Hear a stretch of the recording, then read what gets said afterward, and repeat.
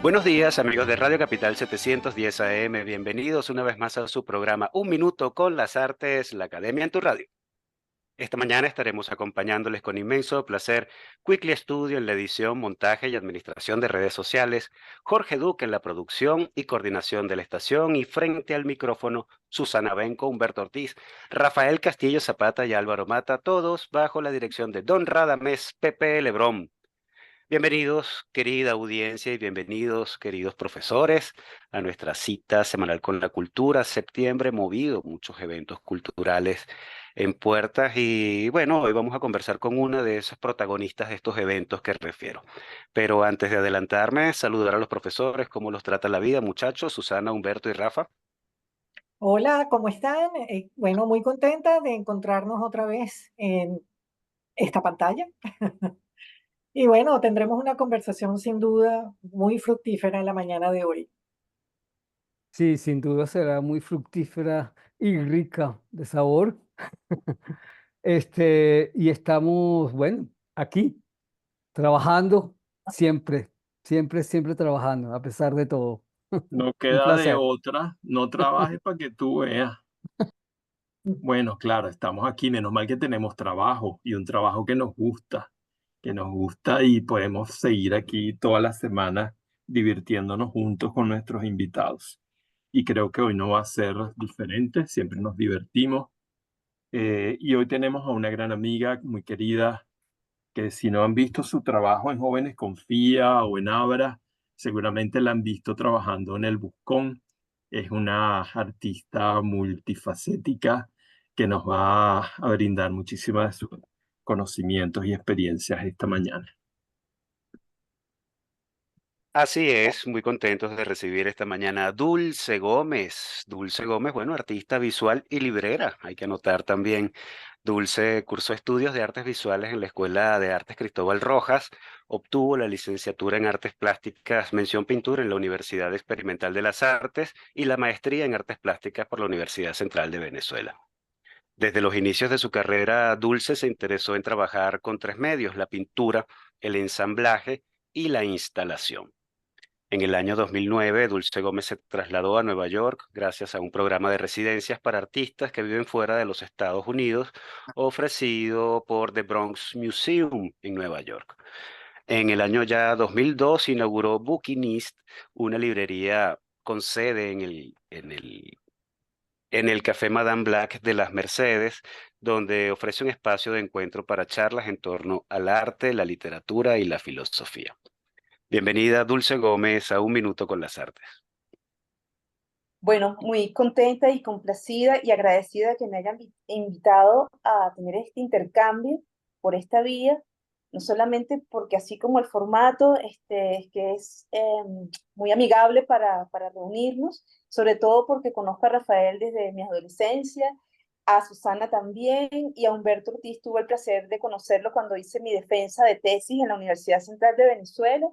Así que son mixtas y a ti, bueno, que siempre llevas este programa que es tan necesario, ¿no? Sobre todo para hacer estas reflexiones después que se han pasado estos eventos. Y bueno, muy agradecida que me hayan tomado en cuenta, sobre todo porque expuse en un momento difícil y complejo, como todos sabemos, y yo inauguré mi exposición el 21 de julio y cerró el 15 de septiembre. Entonces, bueno, estaba en todo ese periodo electoral y todo lo movido que sabemos que está el país por todos estos eventos políticos. Y bueno, yo decidí, contra todo consejo, exponer independientemente de la fecha, porque pensé que el arte también es una manera de mostrar la complejidad del arte mismo y de mi vida misma dentro de un país que también es complejo y cómo se puede como podar esos espacios, mi propio trabajo, cómo mostrarlo, qué sienten las personas al verlo en un contexto complicado. Y bueno, resultó una experiencia positiva desde todo el punto de vista personal, de la galería, porque no es solamente cuando uno expone desde lo que hace en un momento que no es el presente, sino de otro momento, sino que al exponerlo también recoge esa experiencia estética de los que van a ver la muestra y eso siempre es importante en cualquier punto de nuestra carrera.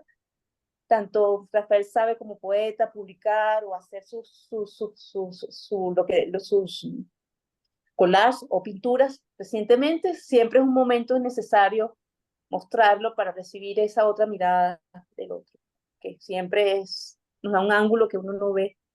Y bueno, sí, yo soy artista librera. Después de inaugurar Bookinis, que era una librería en línea, tengo un espacio que se llama Dulce Compañía, que me desprendí del área digital de la librería en línea, lo hice en un formato más, una biblioteca pequeña, modesta, y también para tener el libro en físico y en un espacio de Madame Black, el Café Madame Black.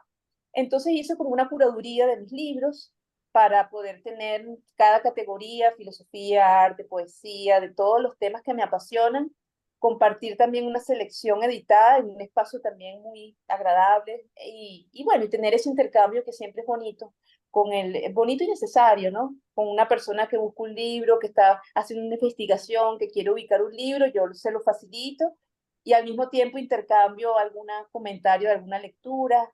Entonces, bueno, eso es una actividad que siempre, también he hecho en paralelo a mi desarrollo como artista visual.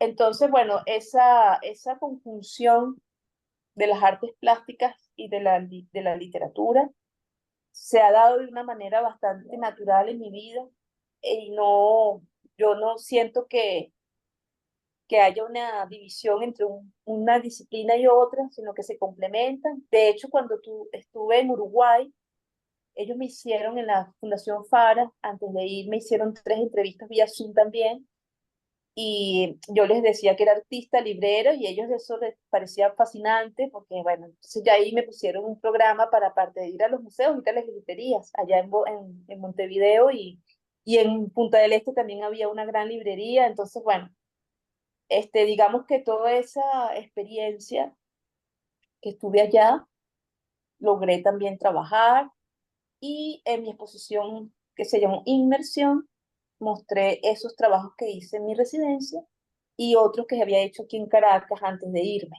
Entonces, un poco para mostrar lo que es como una experiencia en el taller desde lo íntimo, desde lo más elaboraciones interiores, y después salir del país y estar en otro paisaje, en otro territorio, con otras personas, también ver qué eso ha impactado en mí, qué ha afectado en mí, y yo cómo pude desarrollar mis propias maneras de trabajar allá. Entonces, en la exposición, que ya estaba pautado para mayo, de mayo 2024, antes de que yo tuviese la residencia, decidí al volver exponer ese trabajo, esos 2 conjuntos de trabajos, para que se viese esa relación entre lo interior, una forma de elaborar una abstracción más íntima, más subjetiva, íntima, personal, y conectarlo con el afuera de la experiencia en Uruguay, que también había, por supuesto, en todo trabajo hay una semilla de interioridad, pero en este caso la paleta, los colores, las formas, lo que hice, se desarrolló de una manera también muy fluida. Y bueno, ese fue el trabajo que expuse 15 piezas. 7 que hice aquí en Venezuela y las otras las hice allá en Punta del Este, en la Bueno, residencia FARA. ya vemos que a Dulce no hay que preguntarle nada. Dulce, querida amiga, sigue hablando. Bueno, Esa breve yo, introducción.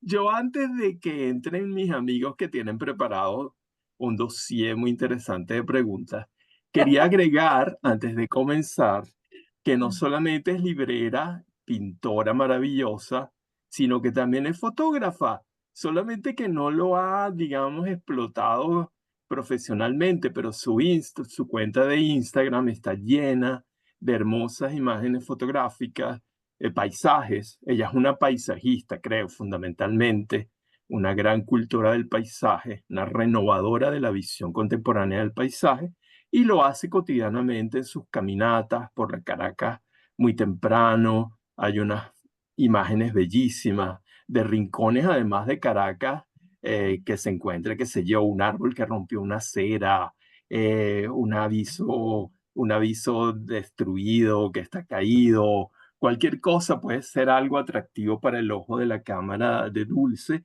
y ahí también se expresa ella como artista visual, y no hay que, digamos, que dejar de lado esa otra faceta de su actividad. Entonces los invito a que vean su cuenta de Instagram tan dulce, así se llama, 67. ¿verdad? Y tu Arroba cuenta. Tandulce67, sí. Ok. Y bueno, ahí pueden ver lo que ella hace. Ahorita recuerdo una foto bellísima de dos aguacates juntos sobre un dintel de mármol. Bueno, que es un poema en sí mismo, solamente verlo, ¿no? Y que recuerda mucho las formas orgánicas de la pintura de Dulce. Bueno, eso probablemente sea mi única intervención a lo largo de esta entrevista y vamos a escuchar a los maestros en arte y estética. Bueno, bueno, déjame saludarte primero y quiero decirte que me alegro mucho que nos hayamos reunido hoy contigo. Esta entrevista, por lo menos una conmigo, estuvo pendiente Así es, mucho antes que te fueras al Uruguay, después no se correcto, pudo, no cuadró, te ibas al Uruguay, después me fui yo. así es. Y bueno, mira, estamos aquí y eso es lo importante, ¿no? Que se haya podido hacer ahora. Em, yo te conozco desde hace muchísimos años, como tú muy bien dijiste. Siempre te conocí como pintora y una pintora que ha tenido unos cambios interesantes porque recuerdo mucho que en los 90 pienso, por esa década, tu trabajo integraba los objetos y luego fuiste cada vez más yéndote hacia la pintura. Y esa obra con los objetos, nunca olvidaré que estabas buscando rejas o algo similar en algún momento dado. em, la obra que está en el Museo Alejandro Otero, que es emblemática, con los chorreados. Y luego tu pintura, que denota muchísimo lo que acaba de mencionar Rafael, de esa condición orgánica, que yo la intuyo así, muy orgánica. Y a mí siempre me ha llamado mucho la atención la abstracción que tiene algún referente, que no es la mera abstracción por la composición en sí misma o el color en sí mismo, sino el hecho de que en tu trabajo se presenten referentes. Y luego, leyendo el magnífico texto o los dos de Rigel y otras entrevistas, yo me doy cuenta que sí, que tú trabajas una abstracción que está llena de importantes referentes.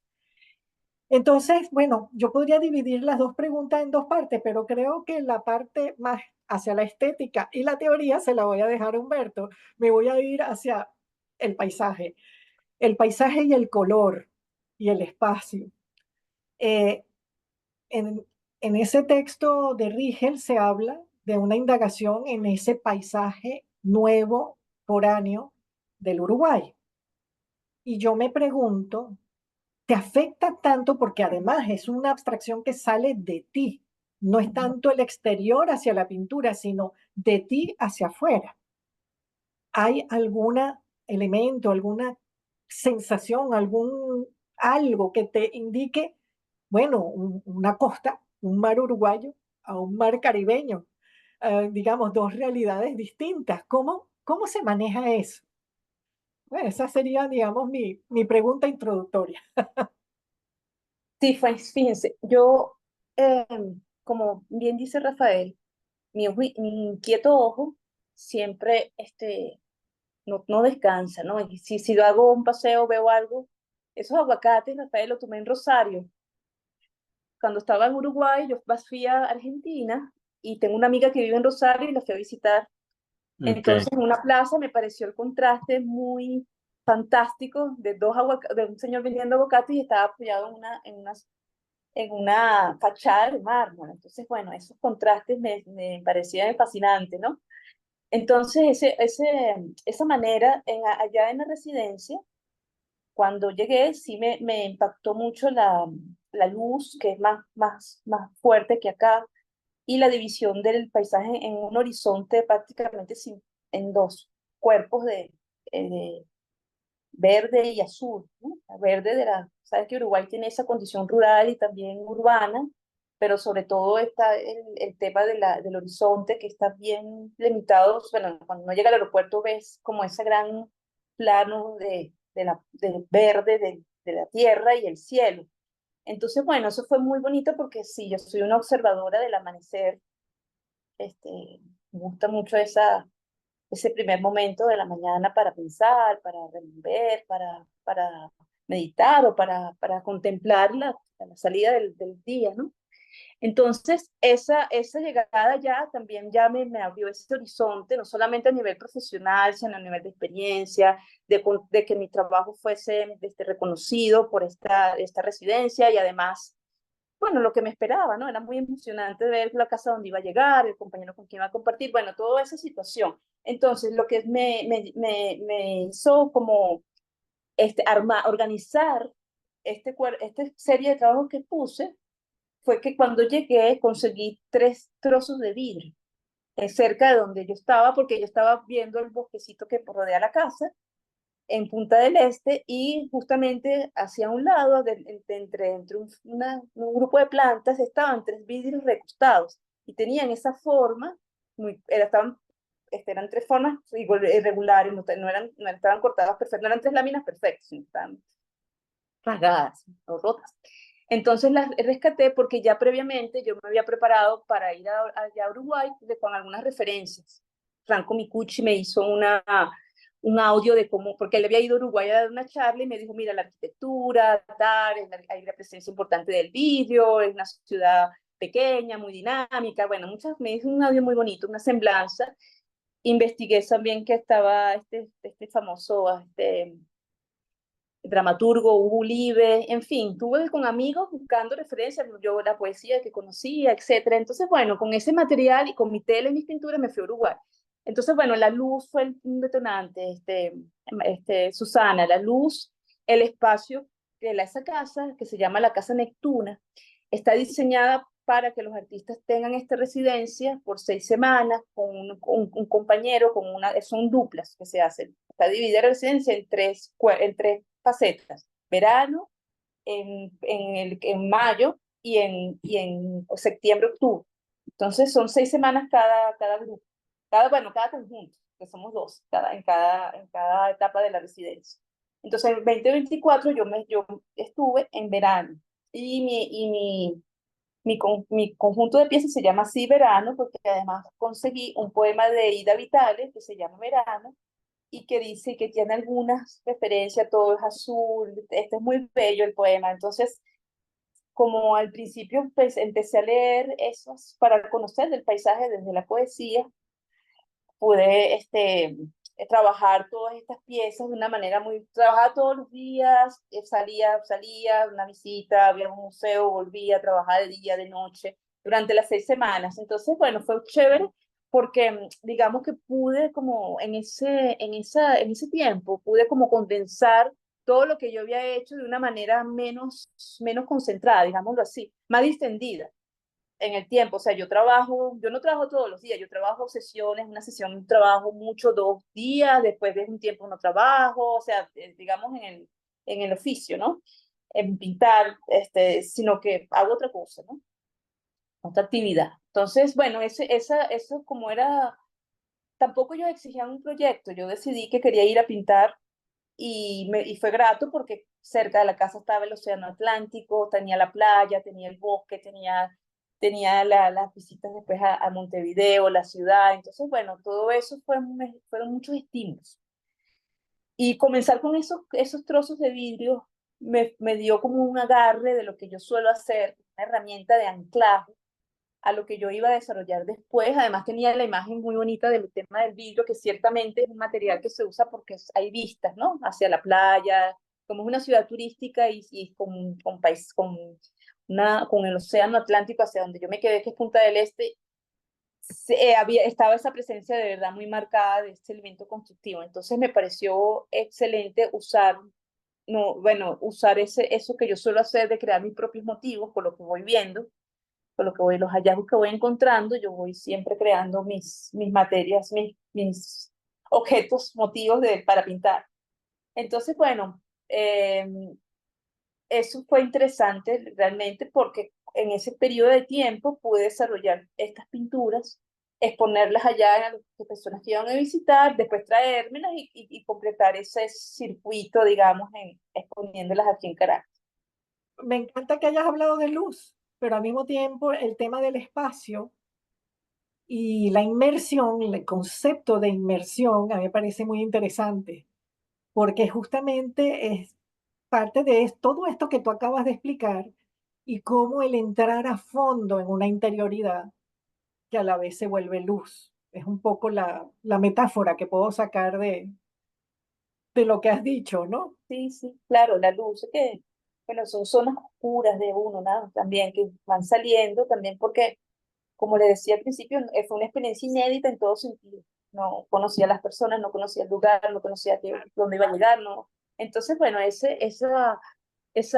yo había tenido una experiencia previa, como lo leyó a Álvaro al principio en mi currículum, que fui a Nueva York en el 2009 y también tuve 3 meses en una residencia, pero eso fue en el Bronx Museum, en el Museo del Bronx, ahí había una parte baja, un espacio que nos adecuaron a André Camacho, que es un compañero también brasilero, porque también otra vez me tocó otro artista brasileño.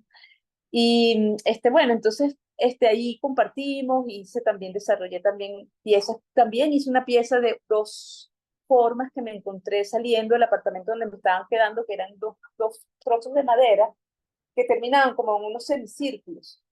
Entonces eso me lo llevé al taller y ahí lo ensamblé y le puse unos mosaicos porque veía que esa parte era muy art deco, la parte arquitectónica del Bronx, la antigua, era como muchos edificios con mosaicos. Entonces yo siempre hago esas relaciones, voy trabajando a medida como una suerte de urdimbres de relaciones que veo, que oigo, que leo.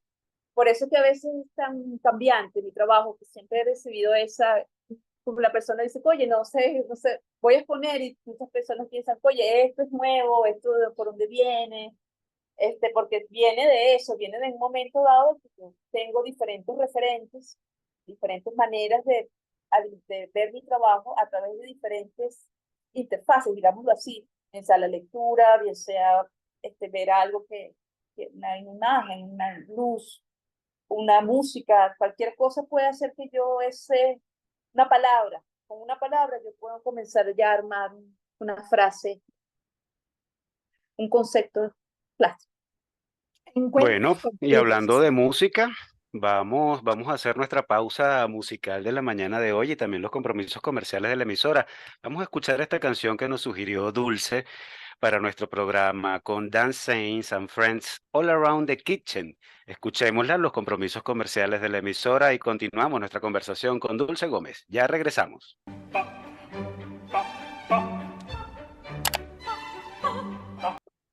Regresamos, amigos oyentes, después de haber escuchado a Dan Saints and Friends All Around the Kitchen y los compromisos comerciales de la emisora, por supuesto.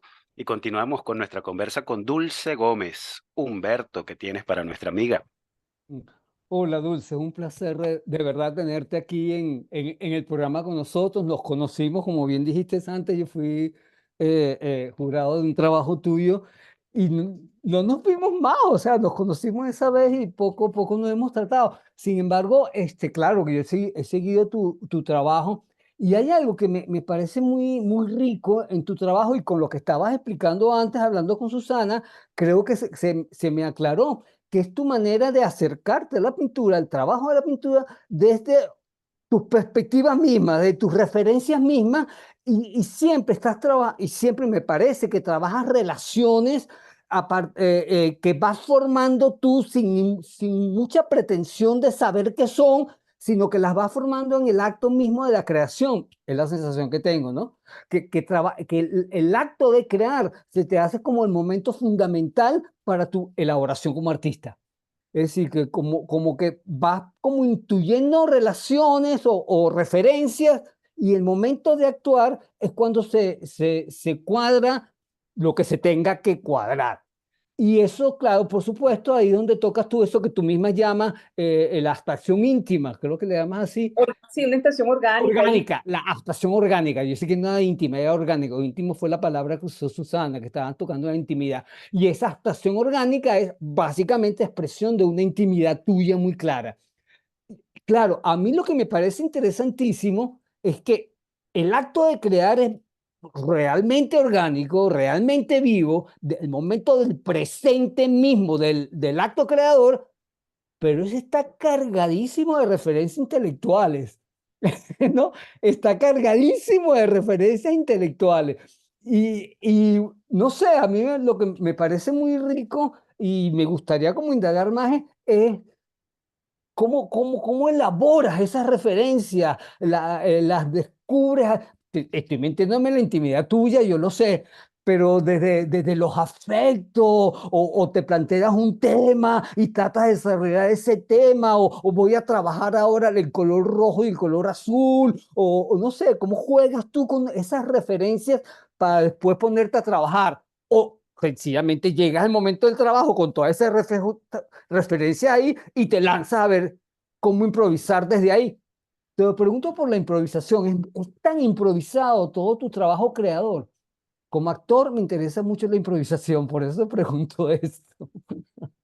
No sé. Sí, bueno, gracias por la pregunta. Sí, fíjate, ahí yo tengo dos acercamientos. Uno es que puede ser a partir de un objeto encontrado en la calle, aquí mismo en mi mesa de trabajo, o alguna silueta que me gusta por su complejidad, por su forma, por lo que pueda en potencia expresar, yo la rescato, digamos, y creo como una suerte de ensamblaje, compongo con ese ensamblaje hasta que tiene una unidad. Eso crea una unidad con fragmentos, crea una unidad. Eso es una primera manera, ¿no?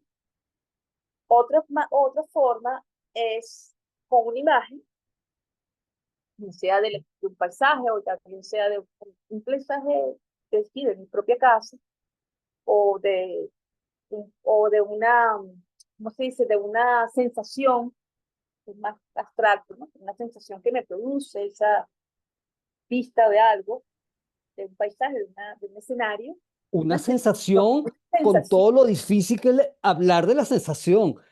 Como una cosa afectiva. Cuando hablas de sensación, hablas de algo afectivo, me imagino. Sí, correcto. Entonces, claro, yo ahí tengo como una herramienta que es bastante, creo que es como un filtro más, porque yo he hecho psicoanálisis desde que tengo 16 años. Tuve un primer psiquiatra, un joven, de 16 a 19, con problemas de comunicación, de timidez, etcétera. Y después tuve otro doctor con el que iba a hablar, que se me fue bien al principio para mi adolescencia, después de a los 26, 25, 26 fui a otro largo, psicoanálisis, ya estaba muy mejor, estaba bien y lo hacía como para yo descubrir mis propios asuntos personales, ¿no? Ver qué me pasaba, porque a veces estaba muy angustiada, a veces tenía sobresaltos, etcétera. Y después tuve otro doctor con el que estuve mucho más tiempo, con el que también ya comencé a hablar, siempre hablé de mi trabajo, siempre hablé de que me gusta, tengo este sueño, tengo esto, siempre llevaba material, justamente. Esos materiales después yo en mi taller los iba elaborando de otra manera. De hecho, indagué mucho, después más adelante, más adulta, indagué sobre las técnicas psicoanalíticas, dependiendo de las escuelas. Hay una que me llama la atención, que es la que sabe, conocida de Freud, ¿no? Que es la asociación libre, la atención flotante y la abstinencia. La abstinencia tiene que ver con que uno no le da un juicio, o sea, ahorita se está escuchando un ruido del jardín, estoy hablando con ustedes, estoy pensando lo que voy a decir, y digamos que a veces todo eso puede tener un mismo nivel. Entonces hay diferentes niveles en los que nos rodea, y yo he aprendido a través del análisis a otorgarle cierto peso afectivo a un elemento. Entonces eso está ya, digamos que lo cargo por un afecto, por un sentimiento, por algo visual, algo estético, y eso entonces es lo que yo uso después para pintar, que mayoritariamente en los últimos años he pintado más, siempre he tenido ese interés por pintar, pero en los 90 tuve me llamó mucho más la atención la instalación, porque en el espacio directo yo podía disponer los objetos que quería disponer, elaborar un discurso que más bien era sobre el espacio, aunque la pintura también es intervenir el espacio, pero digamos que lo que me gusta de la pintura es esa cuestión de la mano, del táctil, del material. Eso me acerca mucho a modelar esas intuiciones y esas relaciones. Y sí, quizás la parte intelectual, porque también yo soy una estudiadora de la historia del arte, me gusta mucho leer filosofía, me gusta mucho reflexionar sobre lo que hago, sobre lo que se piensan sobre otros temas este, vitales, ¿no? Eh, sobre, sobre todo me gusta reflexionar sobre el hecho en sí, en este caso pictórico. Yo en un momento me pregunté cómo produzco yo lo que yo hago, qué sentido tiene, cómo yo resignifico un objeto, que le vuelvo a dar un sentido. Y eso pasa justamente, Humberto, por el afecto, lo que se carga de ese objeto, de esa afectividad, que el afecto también tiene que ver con algo que lo mueve a uno interiormente.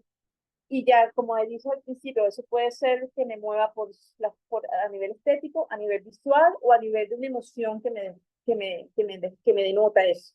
Sí, Entonces, bueno, eso yo lo voy elaborando como ensamblaje o como simples manchas. A veces son manchas sobre el lienzo, son impresiones, a veces son fotos, como mencionaba Rafael al principio, tengo fotos de paisajes, tengo fotos también tengo una serie que es muy graciosa, muchas veces voy caminando y veo siempre el cepillo de barrer con la pala de la basura. Entonces, como la vi en Uruguay también, en un sitio, en una esquina, que eso es como está ahí como una acción que ya pasó o que va a pasar. Entonces, eso me llama la atención, además que es como muy familiar a cualquiera, pero no es, yo siempre digo que me inspiro de lo low, ¿no? De lo que es como que es un resto que no tiene casi nada de interés, a algo más estético, cultural, más de la expresión artística, ¿no? Entonces me gustan esos contrastes.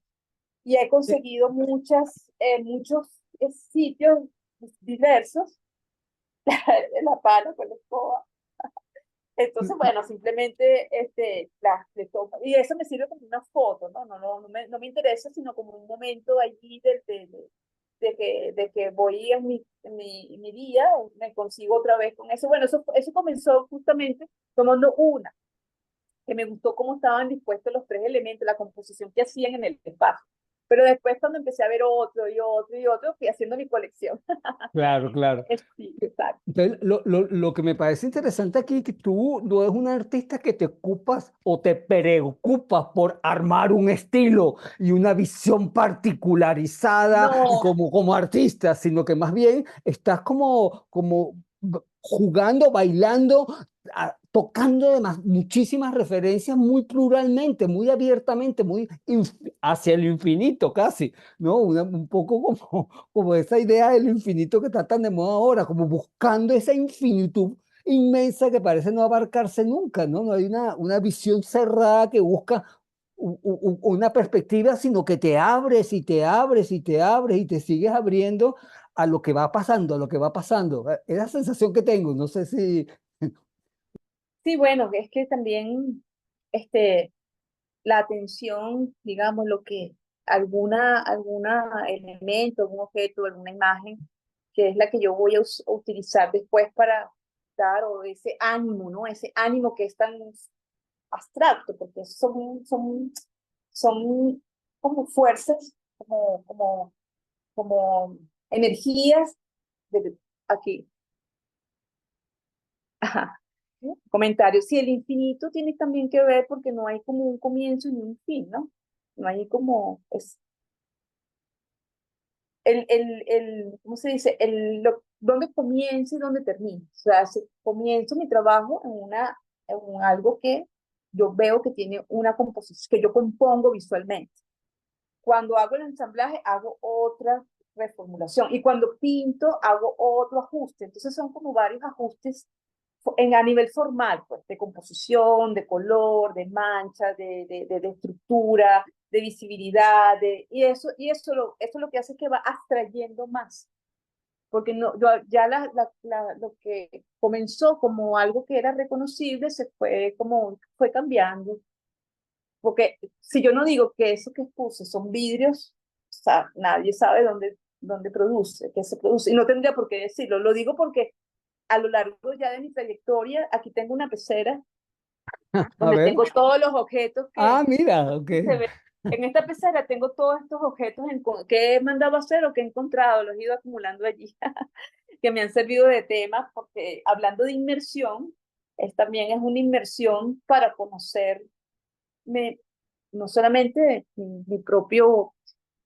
porque mi propio manera de trabajar, sino bien dices que yo no tengo un estilo determinado. En los 90 me inscribían dentro del arte conceptual porque justamente habían instalaciones que tenían esa estructura conceptual. Sí, entonces, bueno, esa idea de dónde comienza, de dónde termina el trabajo, yo hago como estos objetos me ayudan a tener como un marco de referencia y después esos objetos, ya con el tiempo, ya yo he ido viendo que hay como una constante, Rafael, que me acordé mucho de tú. Yo iba a las clases de Rafael en su seminario en la Central, cuando él estaba, ya, cuando estaban estos seminarios era un seminario que daba como una materia electiva, ¿verdad, Rafael? En la Central. Yo iba de oyentes a oír las clases de Rafael y él hizo yo escuché una clase sobre el situacionismo, que yo ya tenía nociones, pero esa clase fue fantástica porque hablaba de un azar que no es el azar de que algo sucede, sino un azar que es calculado, es promovido, que es, que es claro, ¿no? Porque el azar debería ser algo inusitado, improvisado, pero si hay un azar que se puede como provocar, es interesante, eso fue súper interesante. Claro, Entonces, bueno, un azar invocado. Es- invocado, gracias, eso exactamente. lo heredan los situacionistas del surrealismo. Sí, y es Sí, preciosa, la imagen es preciosa, la sí, idea es preciosa, sí. Claro, entonces dale. en ese estar invocado el infinito, cualquier cosa es posible, ¿no? De hecho, la chispa, como decía Breton, ¿no, Rafael? La chispa que mueve la creación es como un rayo, uno no la ve y pasa en cualquier momento, justamente como un rayo que no se espera. Uno ve la luz, pero no sabe dónde viene. Y creo que la pintura, el arte creativo, tiene mucho de ese fenómeno, que hay una masa que no se conoce, que es invisible, incluso para uno mismo, pero que ahí después se fragua y se cuela en el trabajo, ¿no? Ya yo había hecho en mi tesis sobre el inconsciente óptico, había leído el libro famoso de Rosalind Krauss, anteriormente había leído el libro de Benjamin, cuando hice mi primera tesis de grado en la Instituto Armando Reverón. Yo había estudiado esos dos libros muchísimo. En mi tesis sí estudié muchísima de Deleuze, el concepto de diagrama, y claro, todas esas lecturas también, que son muy herméticas, que son complejas, que tengo que tener otras lecturas para entender esas. Bueno, todo ese ir y venir, yo tuve sobre todo mi tutora, Sandra Pinardi, que en paz descanse, que es muy querida por todos. En mi tesis de la maestría, ella me dio muchas herramientas, también lecturas para hacer mi tesis, mi tesis de la maestría y también para mi tesis de pregrado también. Estuve elaborando estos temas, o sea, yo concluí mi estudio de pregrado y de maestría, era para yo tener herramientas académicas para yo entender qué era cómo yo estaba trabajando. O sea, fue como el elemento de estudio, para que no fuera nada más que me parece peligroso, solamente el empirismo solo, ¿no? Sino que lo que yo hacía podía tener una explicación, que yo pudiera con referentes, con lecturas, con autores, poder ver qué resonaba allí en esos textos. Entonces fue interesante las dos experiencias académicas.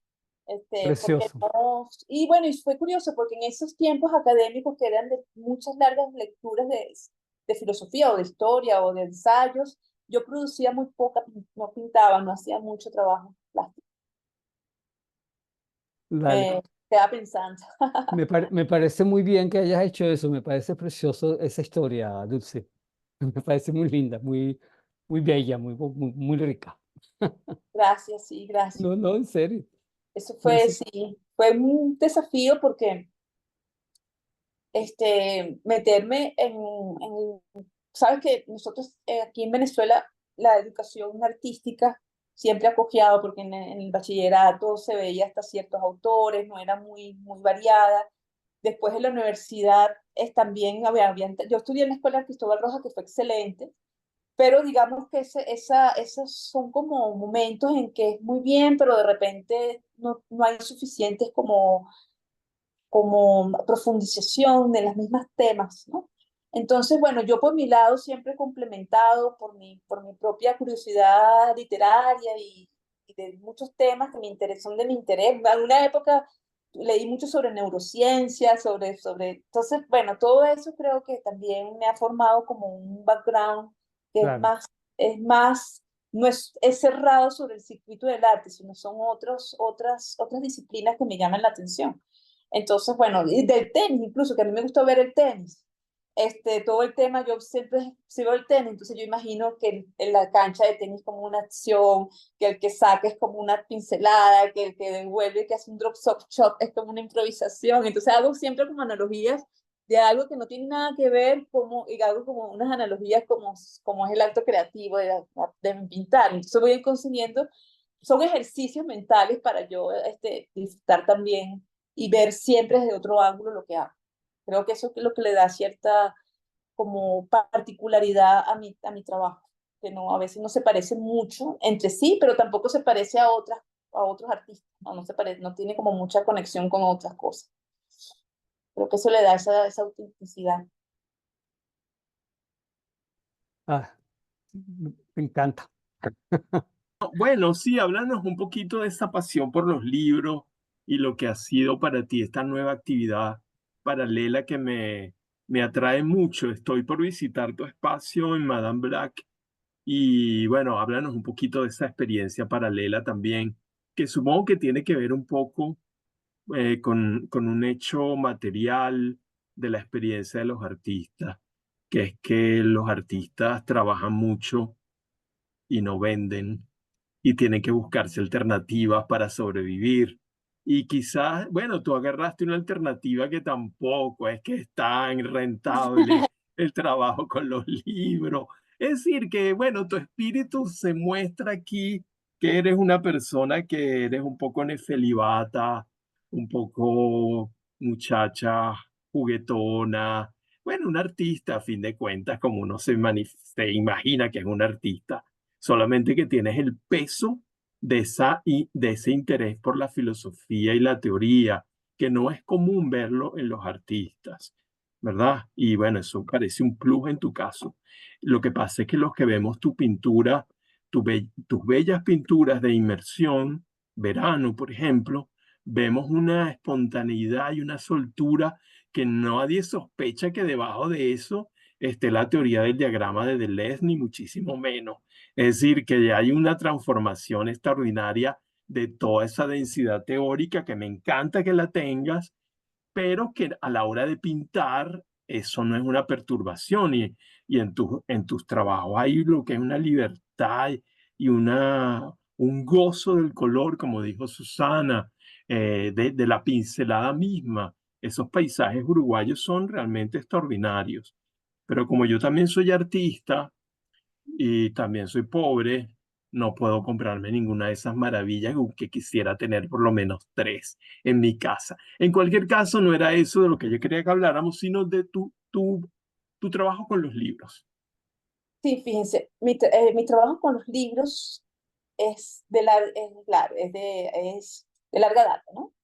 Yo cuando estudiaba en la escuela Cristóbal Rojas, que eso fue entre el año 85 y 87, 1985-87, cuando nos conocimos, Rafael, hace tiempísimo.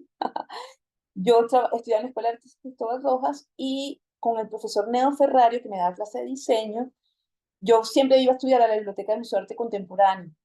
Y allí siempre me pasaba viendo los libros, leyendo, etcétera, porque era el tiempo que tenía, la escuela era en la mañana, la tarde, y al mediodía yo me iba para allá a ver los libros, a leer el periódico, etcétera.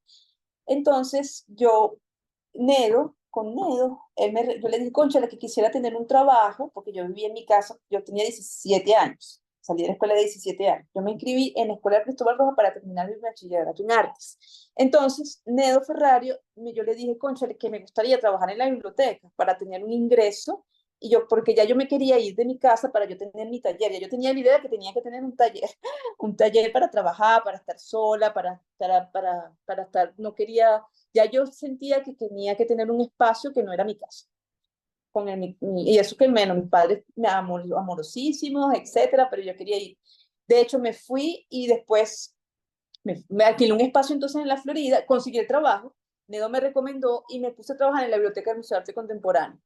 Y ahí ya el gusto que ya traía ahí se expandió a lo máximo porque yo ya ahí me sabía las cotas, me sabía, me puse a ver los libros, me prestaban los libros, etcétera. Entonces era fantástico. Después, en el año 96, comencé a trabajar como librera en la librería del Teresa Carreño con Katina Enríquez y Ángel García, que por cierto lo vi en Uruguay, librero, y un grupo de libreros de oficio.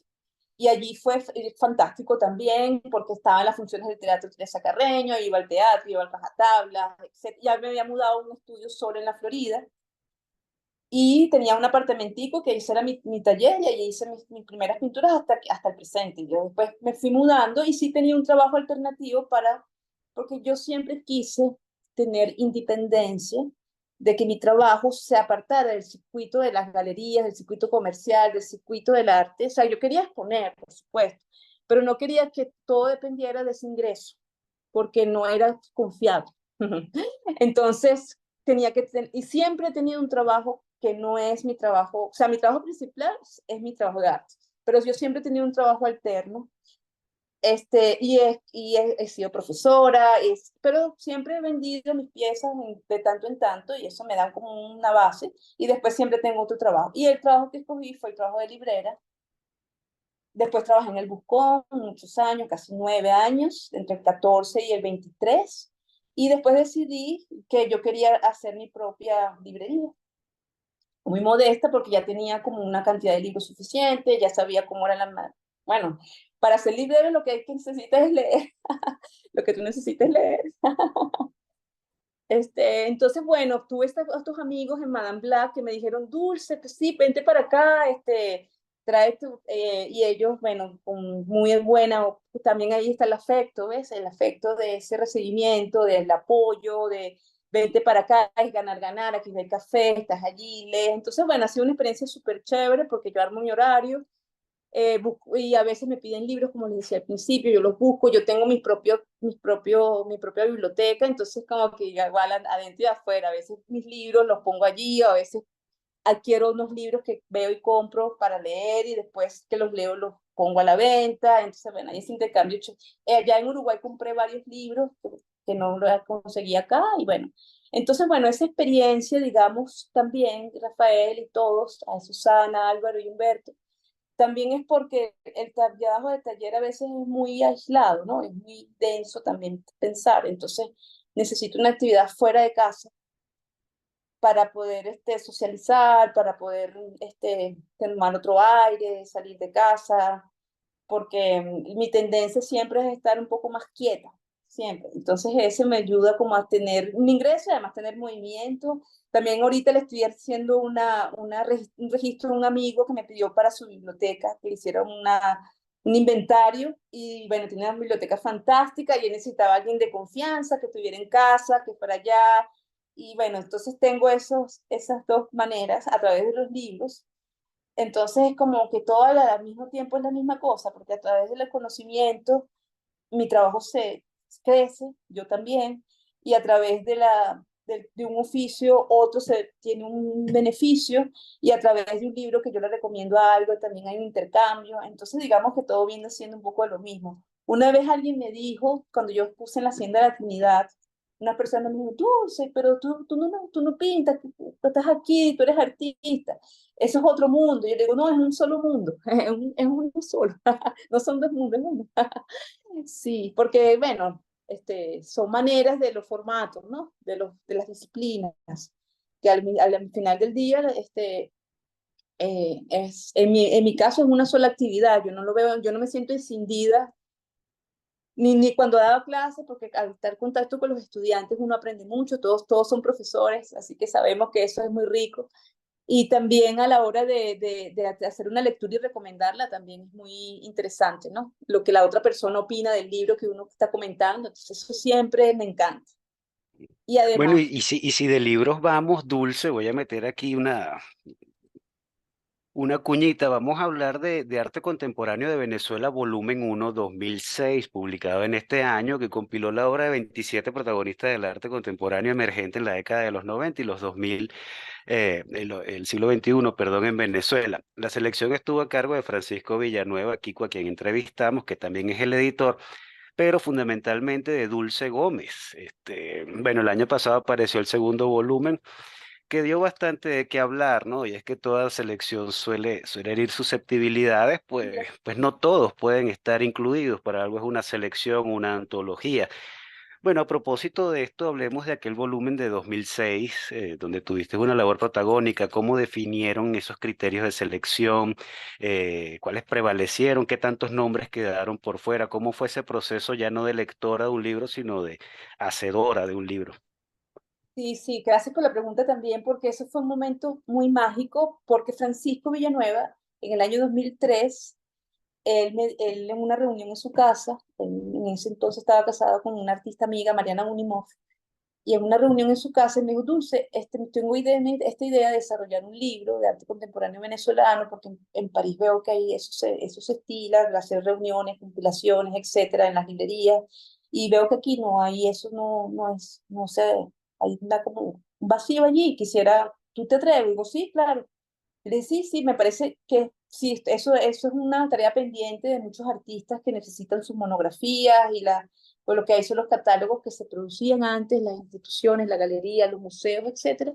Y bueno, yo me asumí el desafío y yo lo asesoré, digamos, diciendo, mira, si vamos a hacer un libro, lo hacemos con Álvaro Sotillo, que él tiene mucha experiencia editorial y eso nos va a dar una fortaleza, una estructura, porque él es un experto publicando, es un diseñador experto, sobre todo en el área editorial.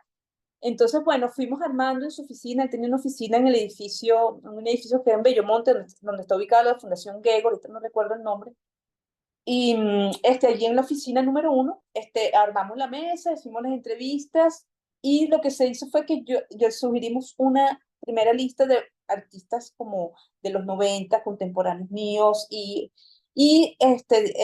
nos pedimos asesoría a Julieta González, a Héctor Mayor, a Enrique Farías, así los curadores que estaban en este momento en Venezuela, a Gabriela Rangel. Entonces, bueno, pasamos y eso fue con un cruce de información y seleccionamos 27 artistas. En ese entonces no estaban ahora las redes como están ahora. Nosotros hicimos eso de una manera analógica. Pusimos el material en físico, teníamos desde diapositivas hasta placas, positivos, transparencia, un sobre para cada artista y ahí nosotros les dijimos a cada artista que fuimos haciendo la lista hasta llegar a 27, que nos dijera qué obras a ellos les representaba, que querían, cómo querían, que eran 4 páginas por artista. Y cada artista llevó su trabajo, los que no estaban las pedimos a la Fundación Mercantil, Fundación Cisneros, y completamos un conjunto de imágenes que luego Álvaro se encargó de hacerle la prueba, a ver si tenían suficiente resolución, estaban aptas para la reproducción.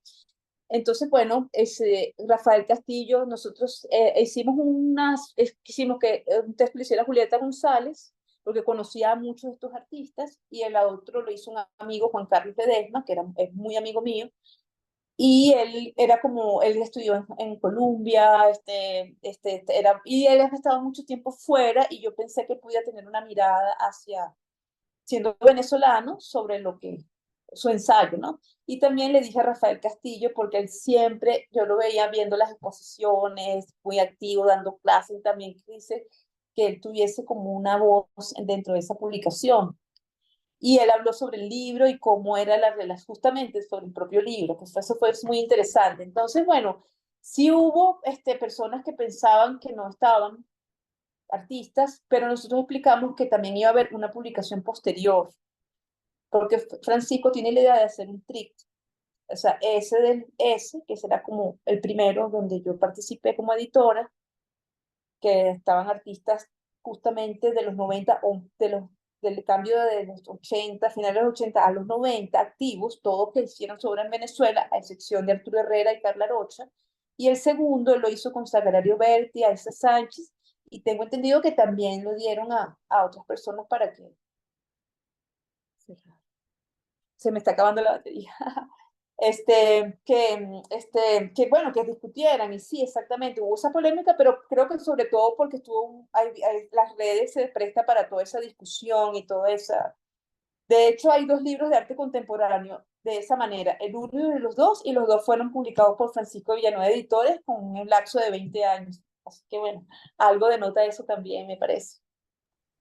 Estupendo, Dulce. Bueno, súper completa esta conversa de hoy, muchachos, ¿no? Creo que no quedó nada en el tintero. ¿Acaso un par de cositas que lo dejaremos para un café contigo en Madame Black y ver aquellos libros Seguro, maravillosos? excelente. Muchísimas Seguro. gracias, Bueno, querida gracias a Dulce, por habernos ustedes, fue un acompañado. placer enorme, Álvaro, y a inaugurar esta conversación contigo y bueno, en conectarme con ustedes tres que siempre nos vimos en momentos muy bonitos en diferentes épocas. Así Ah, que es chévere volver a estar aquí este día.